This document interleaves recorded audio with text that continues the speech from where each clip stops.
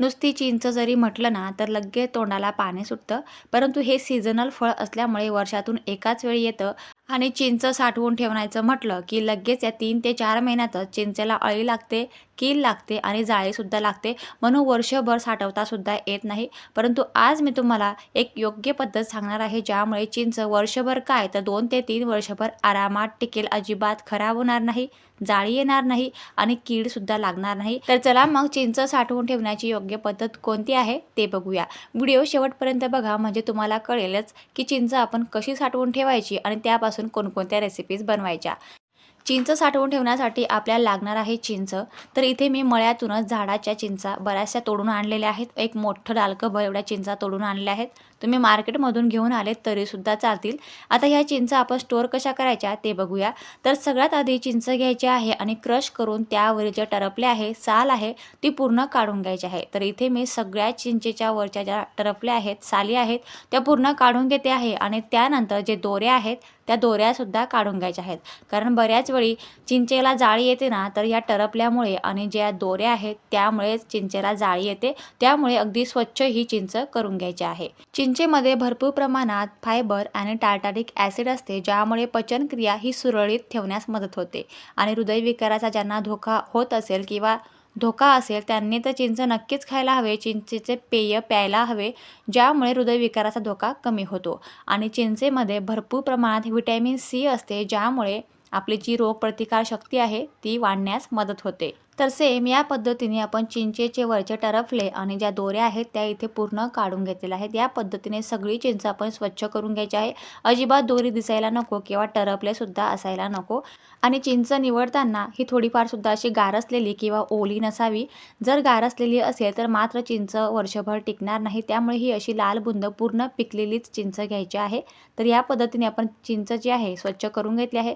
त्यानंतर विळी घ्या किंवा मग ही अशी पावशी घेतली तरीसुद्धा चालेल आणि थोडासा छोटासा कट देऊन घ्यायचा आहे, म्हणजे ही बी आपोआप व्यवस्थित निघते. तर ह्या पद्धतीने आपण अगदी अलगद हाताने थोडासा कट देऊन घ्यायचा आहे आणि लगेच ही जी चिंचची मधील जी चिचोरी असते ती पटकन निघते. जर या चिचोऱ्या आपण काढल्या नाही ना तर चिचोरीमुळे या चिंचेला कीड लागतं आणि त्यामुळे चिंच वर्षभर टिकत नाही. चिंचमधील चिचोरी काढण्याची ही अगदी साधी आणि सोपी प्रोसेस आहे, ज्यामुळे पटापट चिंचेमधील चिंचोऱ्या ज्या बिया आहेत त्या पटकन वेगळ्या होतात.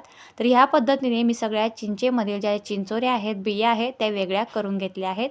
आणि ह्या पद्धतीने पूर्ण चिंच आपली व्यवस्थित स्वच्छ झाली आहे. ना यामध्ये टरपले आहेत, ना दोऱ्या आहेत, ना बिया आहेत.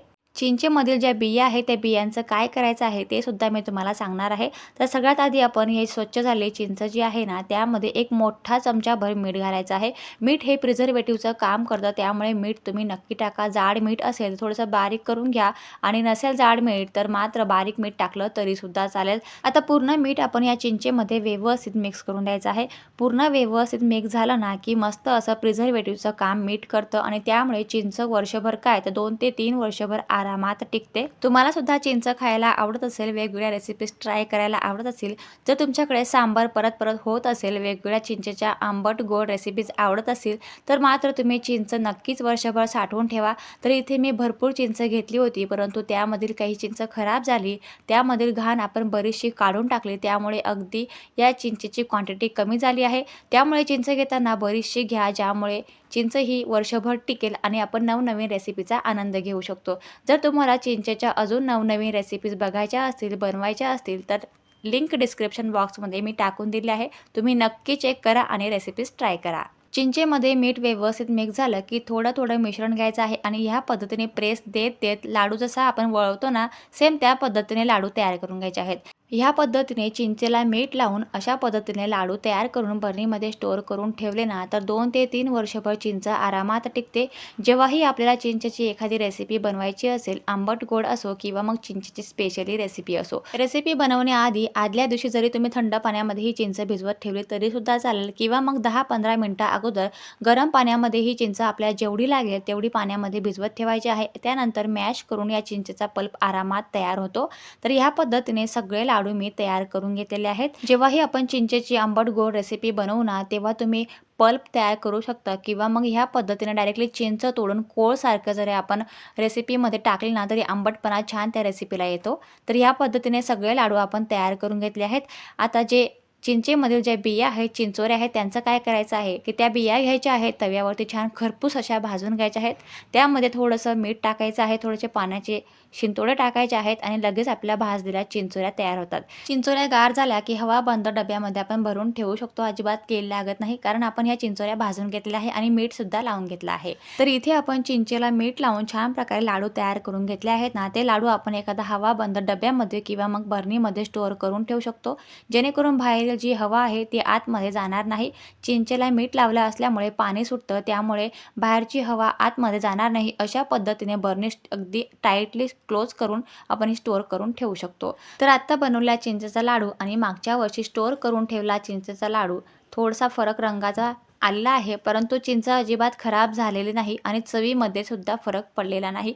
फक्त थोडासा रंग बदलतो, मात्र चिंच वर्षभर टिकते, अजिबात खराब होत नाही. जेव्हाही आपण रेसिपी बनवू तेव्हा आपण ही चिंच आवर्जून ट्राय करू शकतो. तर या पद्धतीने सगळे मी चिंचेचे लाडू तयार तुम्हाला करून दाखवलेले आहे. जेव्हाही तुम्हाला वाटलं की चिंच आता खायची आहे, तेव्हा तुम्ही ही मीठ लावलेली चिंच अशी सुद्धा खाऊ शकता. आशा करते की आजचा हा व्हिडिओ तुम्हाला नक्कीच युजफुल ठरेल. व्हिडिओ आवडल्यास एक लाईक नक्की करा. चॅनलला सबस्क्राईब करा. सबस्क्राईब करणं अगदी विनामूल्य आहे. धन्यवाद.